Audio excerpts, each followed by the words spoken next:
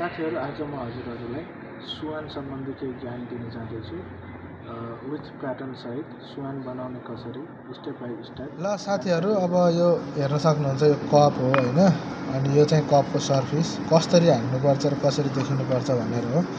यो धरको चाहिँ हामीले चाहिँ डिभाइडेड गरेको हो। यो चाहिँ हामीले सधैँ स्वानको प्याटर्न हो साथीहरु। हामीले सुरुमा स्वान हाल्दाखेरि चाहिँ पहिलो फ्लो भनेको बिचबाट हाल्नुपर्छ। बिचबाट हाल्दाखेरि यसरी यहाँ स्याट यहाँ हाल्ने यही मात्रै सेक गरिरहने यसरी यो यही मात्र यसरी सेक गर्यो भने चाहिँ यो पुरै प्याटर्न बन्छ के यो अगाडि बग्छ फ्लो अगाडि बग्छ अनि यो फ्लो यहाँसम्म पुग्छ अनि यो यसरी यहाँसम्म पुगेर यो गोलो यहाँसम्म पुग्न थालेपछि हजुरले यहाँबाट अनि रोजिता सट्ट छड्के हल्का छड्के काट्ने देख्नुभएको छ। यहाँ सेन्टर हुन्छ यतापट्टि हल्का छड्के काट्ने ल्याइसकेपछि अनि यसलाई काट्ने भनेको यो कुनाबाट यसरी सर्लक्कै काट्ने ठ्याक्क यहाँसम्म अनि यतापट्टिबाट चाहिँ हल्का साइड लाएर अनि घाँटी र टाउको बनाउने है साथीहरु। यस्तै गरेर स्याट नियरेर यस्तो गरेर यहाँ चाहिँ पानको पात एउटा पानको पात ल्याएर अनि यसरी काट्ने है साथीहरु।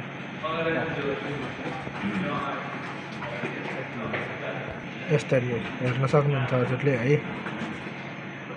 यहाँनिर यसरी राखिरहने यसरी काट्ने अनि त्यसपछि यो पछाडि यसरी ल्याउने अनि यसो माथि उचालेर सर्लक्क काट्ने अनि यो घाँटी बनाउने बेलामा चाहिँ हल्का तल लगाएर यसरी लगाएर अनि यहाँ चाहिँ ठ्याक्क एउटा पानको पात बनाएर अनि स्याट्ट काट्ने अनि हजुरको स्वान पर्फेक्ट रेडी हुन्छ है साथीहरु। ल यसैलाई हामीले चाहिँ प्र्याक्टिकली कसरी बनाउने हजुरहरुलाई देखाउन चाहन्छु। आउन सुरुवात गरौँ।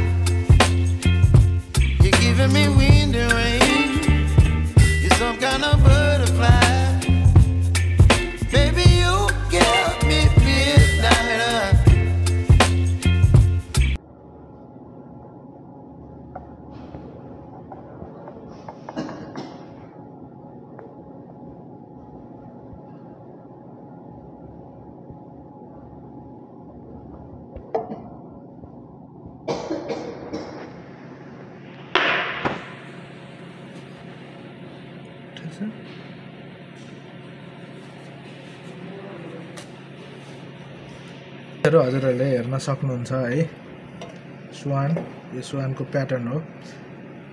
हजुरहरूलाई मैले पहिले भनेको थिएँ बिचबाट सेक गर्दै जाने भयो भने यो फिल्ड बन्छ पुरै भनेर हैन। मैले हेर्न सक्नुहुन्छ भिडियोमा मैले यहाँनिर ठ्याक्क सेन्टरमा हालेर सेक गरिरहेको थिएँ। जब यो फिल्ड बनिसकेपछि अनि मैले तान्न सुरु गरेँ तानेर अनि माथि उठाएर स्याट्ट काटेँ हैन। काटिसकेपछि टाउको चाहिँ स्याट्ट ल्याएर टक्क यहाँ पानको पात अनि स्याट्ट सेम मेथड हो साथीहरु। हेर्न सक्नुहुन्छ साथीहरु भिडियो कस्तो लाग्यो शेयर कमेन्ट लाइक अनि सब्स्क्राइब गर्न नबिर्सनु होला।